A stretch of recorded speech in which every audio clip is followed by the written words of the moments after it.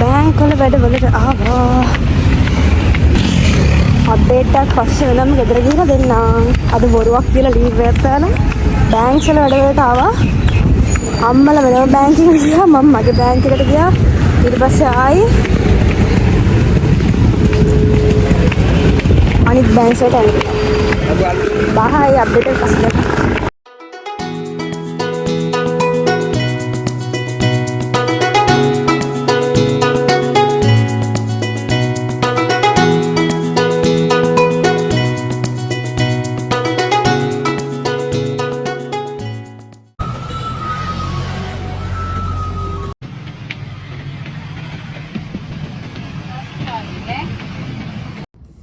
Hi guys, ඉතින් ඔන්න අද ජුලයි 30th මම ඉස්සෙල්ලා කිව්වා වගේ ඔෆිස් බෑනේ තාත්තට නම් පස්සේ කියන්න. තාත්තලා බඩු වගේක් ගන්න ගියා. ගෙදර ගිහලා මම අප්ඩේට් එක කියන්නම්. කොහොම හරි ඉතින් මම ඔෆිස් එකට බොරුවක් කියලා ලීව් එකක් දැම්මා. සනීප නැහැ කියලා. මොකද මට මේ ඩොකියුමන්ට්ස් පාර්ට් එක කරගන්න ටයිම් මැද නැත්තම්. පස්සේ කියන්න හිතට ටික. හරි තව තැනක නැවතුවා. කිව්වොත් දැන් අද දැන් ලීව් දැම්මම මම අදයි හෙටත් ලීව් දාන්න කියලා ඉන්නේ. එතකොට next month එක මට ෂේප් එකේ වැඩ ටිකක් කරන්න පුළුවන්. අර ලොකු තියෙන වැඩ කන්ද එතකොට ඉවර කරගන්න පුළුවන්. Friday ෂේප් මට සැටර්ඩේ සන්ඩේ දෙකක් තියෙනවා. දවස් 4ක් තියෙන නිසා ෆුල් ටයිම් මේකට බහැලා මට කරගන්න පුළුවන්. මොකද ඇත්තටම මට තේරුනේ දැන් ඒජන්සි එකෙන් මාරු සපෝටිව් මාරු උනන්දුවෙන් මට වැඩ ටික මේවා කරගෙන මේ කියනවා. ඊයේ මට ඒජන්සි එකේ කෙනා කිව්වා ආනන්ද දැන් ඕකට ප්‍රයිවට් එක දීලා හරියන්නේ නැහැ. මේ වැඩේට ප්‍රයිවට් එක දෙන්න ඕනේ. දැන් අයින් වෙන්නත් නේ මම කොහොමද ඉන්නේ. දැන් සෙප්ටැම්බර් එකට දැන් තව මාසෙයි තියෙන්නේ. ඉතින් ඩොකියුමන්ට්ස් එක මම හිතන්නේ සතියෙන් දෙකෙන් මේ ඔක්කොම ටික වෙන්න වෙයි. ඒක නිසා මේ දැන් යුනිවර්සිටිස් වලට එයා ඇප්ලයිත් කරලා මම මෙහෙන් යවන ඩොකියුමන්ට් එක එහෙන් ඔල්රෙඩි සබ්මිට් කරලා. එතකොට අර මේ එහෙන් ලෙටර් එකක් ආපු ගමන් ඉන්ෆර්මේෂන් එකක් ආපු ගමන් මම මෙහෙන් ඊතර ඩොකියුමන්ට්ස් ඔක්කොම ටික එකපාර සබ්මිට් කරන්න ඕනේ දවස් 7ක් ඇතුළත. දෙකක් තුනක් ඇතුළත. ඉතින් එහෙම තමයි මට කිව්වේ. කොහොම හරි ඒක නිසා දැන් මට දැන් ඔෆිස් වලට මේන් ප්‍රයිවට් එක දීලා කරොත් මට ඇත්තටම ටයිම් මදි වෙනවා. ඒක නිසා දැන් හිතාගත්තා මේ දවස් දෙකේම දැන් මම නිදාගත්තේ පාන්දර 3ට 4ට විතර ඇති. ඊට පස්සේ ආයි දැන් මන්ඩේ ටියුස්ඩේ මම හිතන්නේ ඔය දෙකේමත් එහෙමයි. පස්සේ මම මන්ඩේ ටියුස්ඩේ දෙකෙත් ඔය විදිහටමයි තිබ්බේ. නිදාගත්තේ මේ පාන්දර. ආයි පැය දෙකෙන් තුනෙන් නැගිටලා ගියා ඔෆිස්. ඊට පස්සේ මේ එහෙම නැත්තම් නෑ. සන්ඩේ රෑ නිදාගත්තා. මන්ඩේ රෑ තමයි පාන්දර 3ට 4ට විතර නිදාගත්තා. 4ට හරි 4:00 හරි අම්මා නැකිරලා එද්දි මම එතකොට තමයි නිදාගන්න යන්නේ. මේ එහෙම ඊට පස්සේ ආයෙ නැකිරලා වැඩ කරලා දවසෙම වැඩ කරලා ඊට පස්සේ ටියුස්ඩේ මට නිදා ගන්න හම්බුනේ දවල් හරි කියන්නේ චුට්ටක් මහන්සියටවත් නිදා ගන්න හම්බුනේත් නැහැ. ඊට පස්සේ මම ඒක කෙලින්ම ඇද්දායි අද පාන්දර 4 වෙනකම් 4 හරි ඔහම වගේ වෙනකම් 3:00 4 වගේ වෙනකම් 4 ඊට පස්සේ 5ට හැරුණත් එක්ක ඔෆිස් යනාද කියලා හැරුණත් එක්ක මට හොඳටම අමාරුයි. අර ස්ට්‍රෙස් එකත් ඔළුවේනේ. මේවා ටික තියනවා කරන්න ඔෆිස් වැඩත් මේ ඔළුවේ ගොඩායි. කියන්නේ sorry. ඊයේ මම රෑ 9ට විතර ගත්ත චෙක් ලිස්ට් එකක්. maybe මං ආපුත් තියෙනවා. මම චෙක් ලිස්ට් එකක් හැදුවා ඊයේ රෑ 9ට. මේ ටික කරන්න ඕනි කියන්න. පිටුවක් පිරෙන්න චෙක් ලිස්ට් එක ආවා. පැය 3යි තිබ්බේ දවස් ඉවර වෙන්නත්. මම පෙන්නන්න. ඊයේ රෑ 9ට ගහපු to do list එක full page එකක්ම තියෙනවා හැමම. කොහොම හරි ඉවර කරා. ඔෆිස් ටික පෙන්ඩින් වුණා. ඒත් ඒවර මස්ට් ඒවත් ටිකක් නෙමෙයි තිබ්බේ. මේ ඒක නිසා ඒක ෂේප් කියන්නේ අර ෂේප් එකේ අර කරොත් ලේසි වගේ පාර්ට් එකක් තිබ්බේ. මේ මට ඩොකියුමන්ට්ස් වල කියන්නේ මට ටික හදන්න ඕනේ ටික ඉවර තිබ්බෙත් නෑ. ඒක නිසා ඒක මම ෂේප් එක අතහැරියා. මේ උඩ ටිකම කොහොම හරි ඉවර කරලා තමයි 3:00 4 වගේ වෙද්දි නිදාගත්තේ. ඊට පස්සේ 5ට හැරිලා ගිහිල්ලා කල්පනා කරේ ඇත්තටම හැරිලා ඇඳෙන්න එක ඉස්සෙල්ලා කල්පනා කරා දැන් මට ඕන දේ නෙමෙයිනේ ඕක මම ඔෆිස් එකට තාම කිව්වෙත් නැහැ.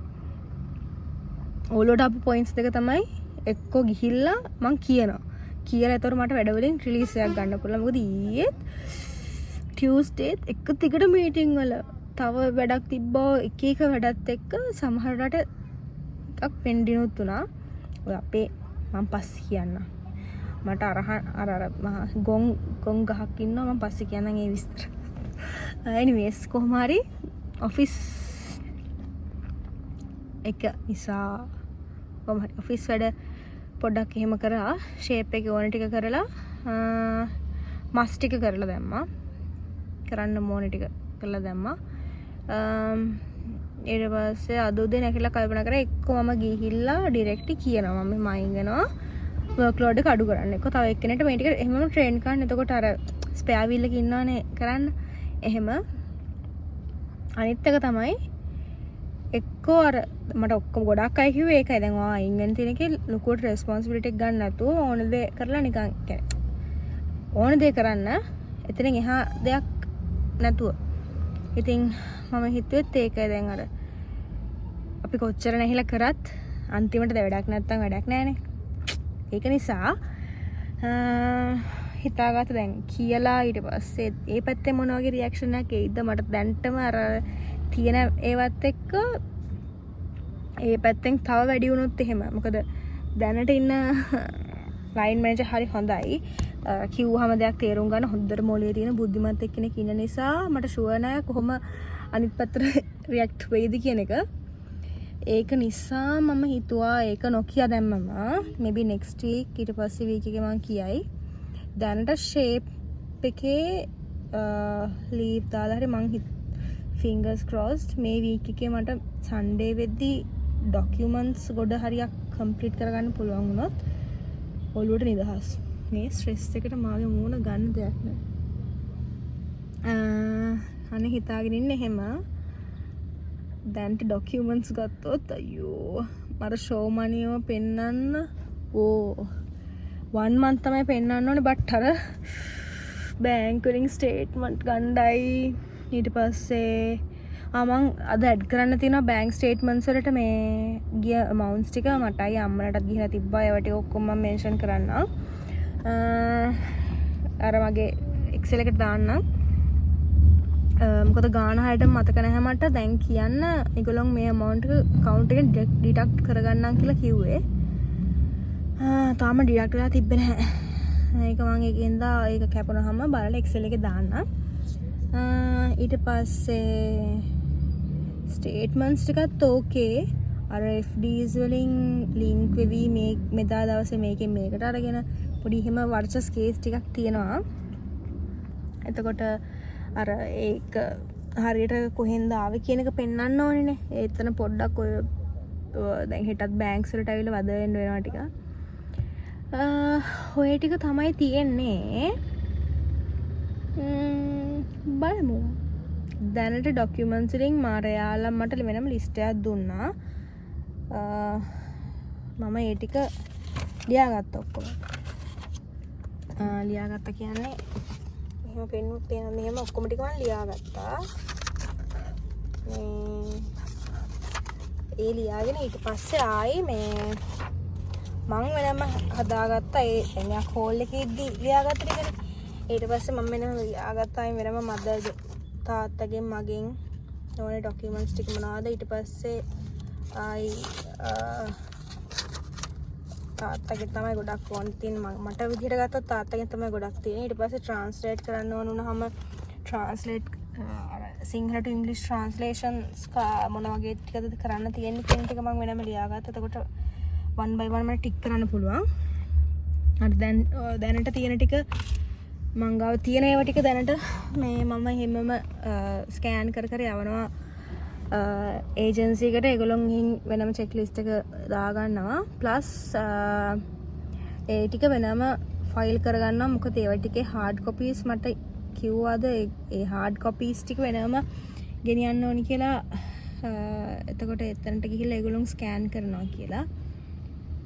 එතකොට දැනට කරන්නේ මේ චෙක් ලිස්ට් එකේ තියෙන ටික මම ස්කෑන් කරනවා ඒගොල්ලන්ට යවනවා ඊට පස්සේ ඒ ස්කෑන් කරන ඩොකියුමන්ට්ස් ටික වෙනම ෆයිල් කරගන්නවා ඔය ටික තමයි දැනට මම කරන්නේ ඊට පස්සේ ඊයේ මට කිව්වද මතක නැහැ ඊයේ රෑ මට කිව්වා දැන් මම දැන් ඔල්රෙඩි ඇප්ලයි කරලා තියෙන්නේ Coventry University එකේ මොකද්ද Coventry University එකේ Manufacturing and Production Engineering එකයි ඊට පස්සේ Birmingham University College Birmingham කියන එකේ University College Birmingham කියන එකේ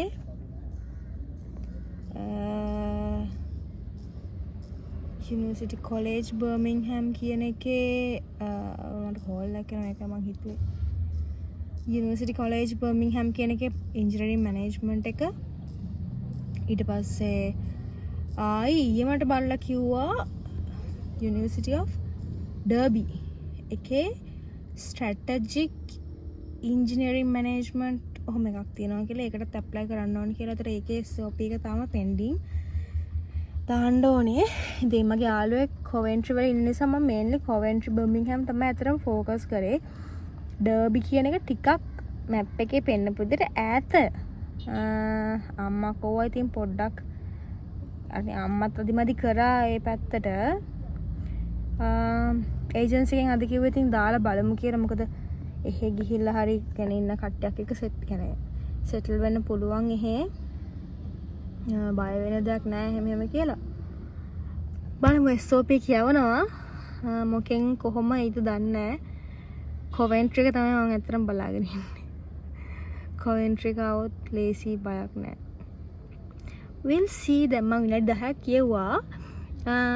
අද අප්ඩේට් එක ඕක තමයි. අර දැන් ගෙදර ගිහිල්ලා අර ડોකියුමන්ට්ස් ඔල්රෙඩි තියෙන ටික ස්කෑන් කරලා යවනවා.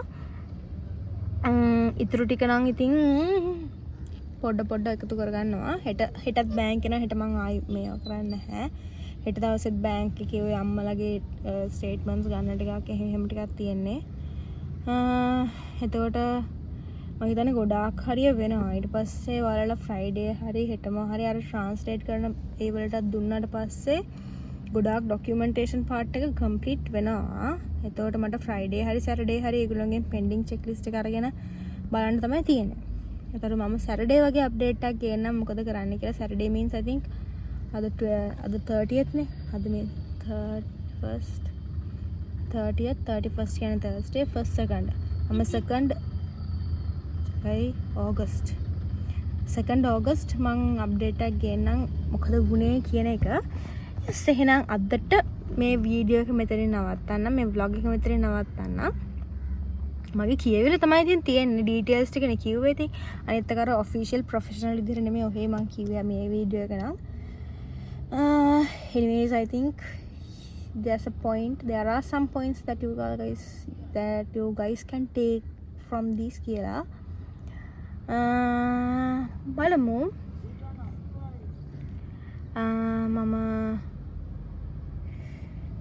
හරි එහෙනම් මේ වීඩියෝ එක මේ වෙනකම් බලන් හිටියා නම් thank you so much.